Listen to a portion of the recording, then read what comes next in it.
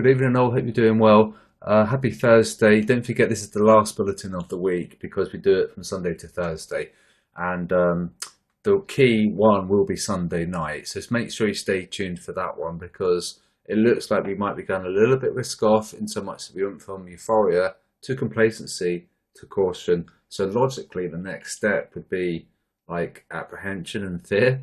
If we go in that sort of sequence, then we'll probably could be fear tomorrow. However, it's worth noting that they've shifted on the 24-hour difference and they're sold, which is making the big picture go further away from zero. If it goes closer to zero, we're going to be risk off. If we go away from zero, we're going to be risk on because that just tells us the herd positioning. So if they're going to add short, which is what they've done, then we can go higher. It will go to punish them and to take their stops. And in order for something to become a sell, there has to be someone to buy it. And likewise, it has to be. There's always someone to take the other side of that transaction. So if they sell it in a big way, which is what they've done the last 2 days, there has to be someone to buy it. Okay. So I'll show you the S&P, for example. In fact, what we'll do, we'll look at Discord. Actually, before I'll tell you the indices, is that we've had a -1R today and the robot's been flat, the QDB bot, but I've got some aggressive testing going alongside two windows back to back, side by side, and the technical only is going okay today, but we have come off some nice profit and we've lost quite a bit of profit, but it is positive. So this is technical only. So whenever it shifts from buy to strong buy, it will trigger. And if it goes from sell to strong sell, it will trigger.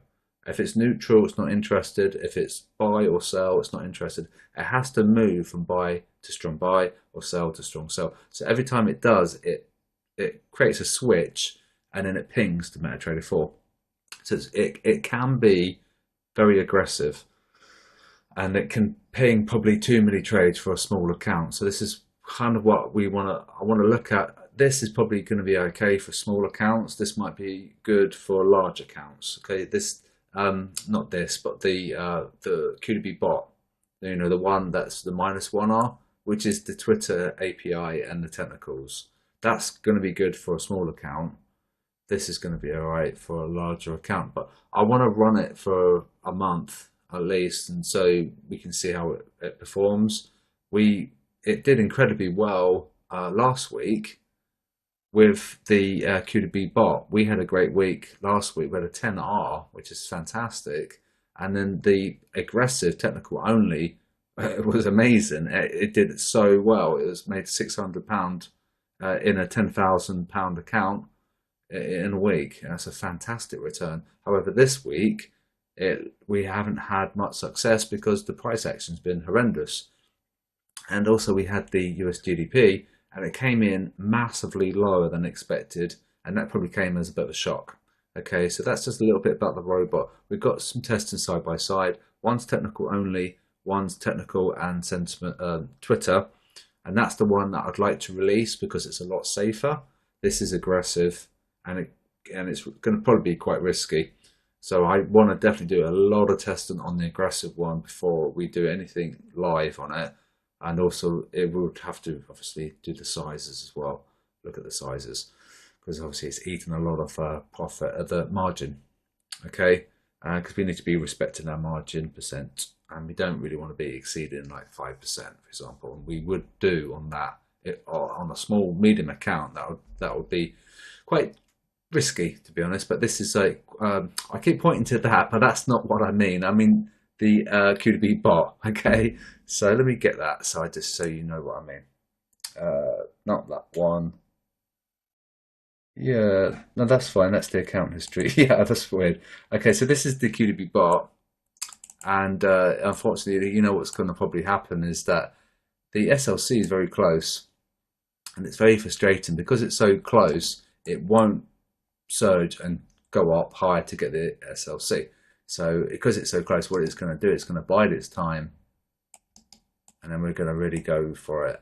Probably tomorrow. There might be some data tomorrow to push it up. It's already taken liquidity. It's already taken stops, 3 times in succession.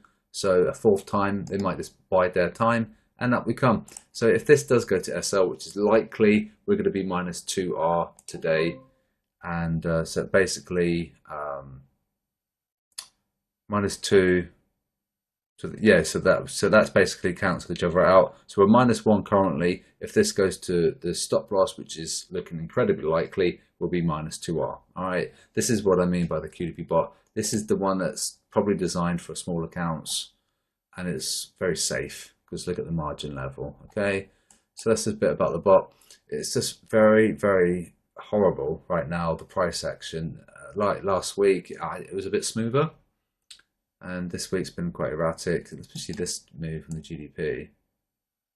You know, I mean, it's almost at a 180 degree, and that's how horrible it is to trade. If you're like manually trading that, you can get yourself in a bit of a problem, really, because you'd be kicking yourself for not taking profit, and then you could be coming out, perhaps even to your stop loss, So you need to know where your exit is, and if you know where your exit is, then you can forecast your take profit. Because if you're looking at a 10 pip stop, then you're looking for a 20 pip TP, and that's a 2R, and 2R is fine, that's okay. And so that's a bit about the bot. Ideally, we'd want that SLC much higher, but look at the size of that stop. It's absolutely massive, and that's where we should be coming up to get it, but it won't trigger the trading stop. We got in at 107.31, so we need it at 107.41 minimum. Where's that stop loss cluster? 107.40. So we need it 2 pips above the SLC. So it's kind of just bad timing. So that's a bit about the bot. It will be okay. Last week was fantastic, but this price action wasn't forgiving for the bot this week. So it's just one of those things. We just have to remain patient. So that's the bot. We have got some aggressive testing going on, and this has got great potential, but this week's been horrendous for that particular pair. And also, to furthermore that case of how tricky it was, is that we had a big battle on the euro versus the dollar all week.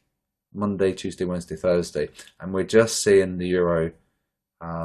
It's the top dog now. It's the strongest across all. All right, but there was a big battle that went on for 72 hours. So let's talk about the indices, and you can see what's happened on the indices. We've had a big reversal, and let's just go to DAX and we can work up. We'd created that resistance up here. So obviously we'd fallen. So that box is this, right? So scroll up. All right, so that's the sell. They'd gone long, so we fall, right? And then that's that logic. Okay, so that's the same line, and down we came. Now I thought yesterday that they'd sell, but I was wrong. They didn't sell. They actually went long, but we nearly had the crossover. So close. But then they changed their mind. Now what happened is they'd gone long, and then they got paid for like 2 hours, more or less, and then they got really punished. So that could be a trap. When they get paid, it gives them like a false sense of security, and they're like, oh, okay, we're on the right track, we'll leave it. Then they go on to do their day job. By the time they come back to their screen or check their phone, they're like, oh, wow, that sucks. I'm down a lot of money. What should I do? Panic, fear, all those negative emotions. Okay, so that was a perfect example of the DAX creating a punishment box and falling, and we'll have to wait and see whether or not this is a trap, which is possible. Okay, so US 30, and so this is a good one, right? So they'd gone long, so we created a box, right? And that's the hexagon is always a sign of uncertainty, a what-if scenario. No one knows what will happen at the hexagon, but we do know what's happened at the circles. Shorted, with price action. Sold, price action. Gone along, created a box. What happens? Boom. All right, so really I should have like 100 views on my videos, but I'm getting like 20 views. I'm not really sure why. I think I just need to advertise it a bit better. But you can see how amazingly powerful this analysis is. Let's come to US 500. And I'm getting like 2 people liking the videos, which is a bit crazy.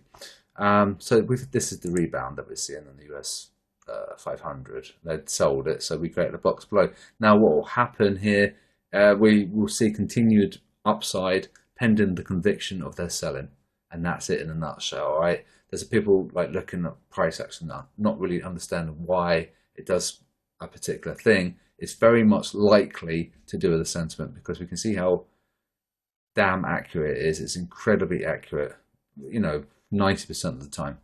And here's them selling.